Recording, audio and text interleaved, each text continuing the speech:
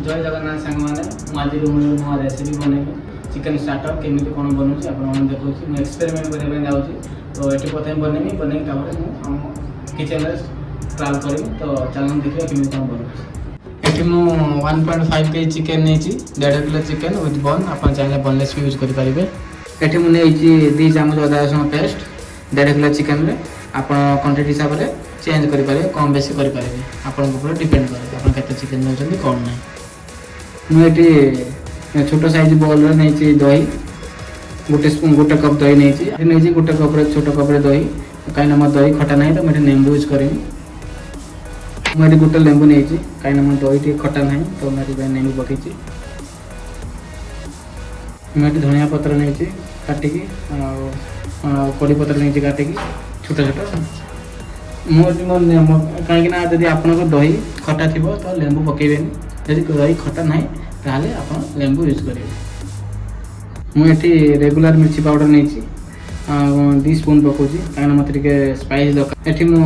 गरम मसला नहीं आप चाहिए चिकेन मसला पकई पारे छोट स्पून गोटे स्पून नहीं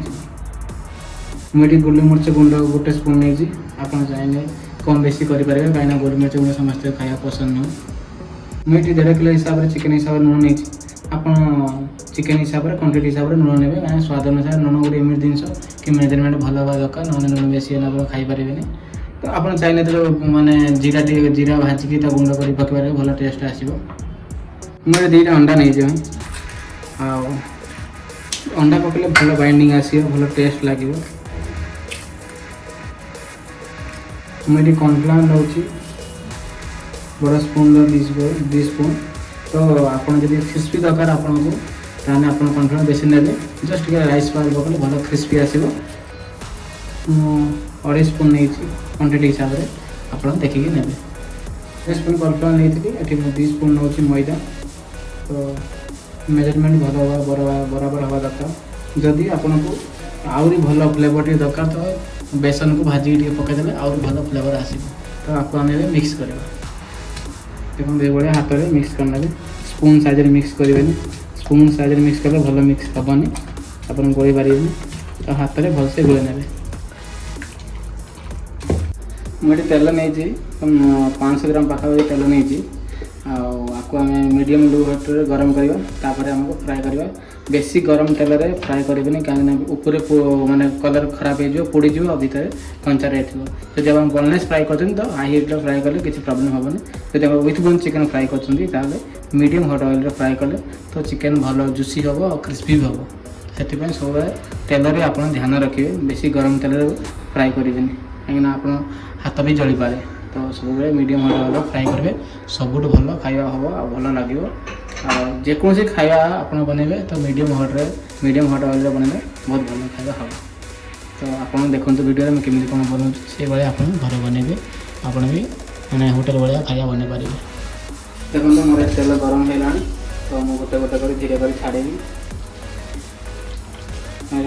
तेल मीडियम हट गरम अच्छी तो बेसी गरम ना आप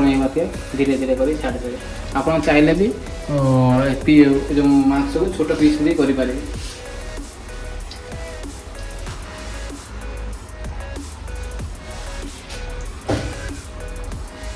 देखो ये सब चिकेन को फ्राई करने में तो तापर आप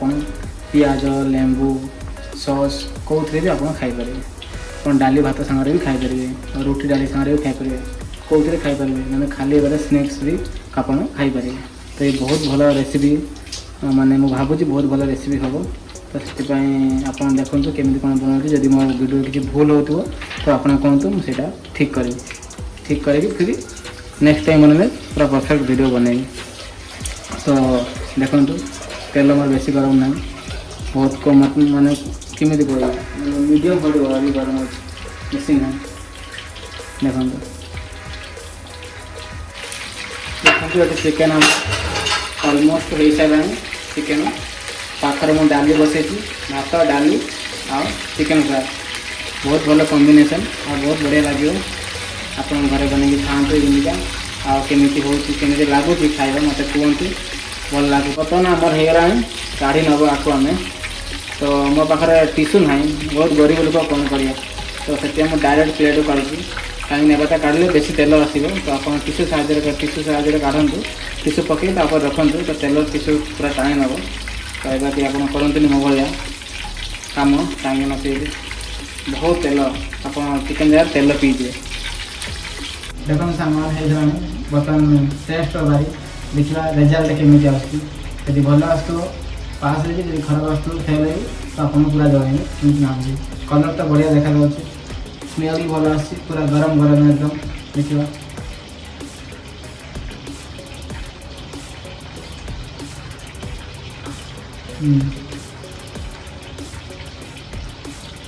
टेस्ट बहुत भल अच्छी खराब नहीं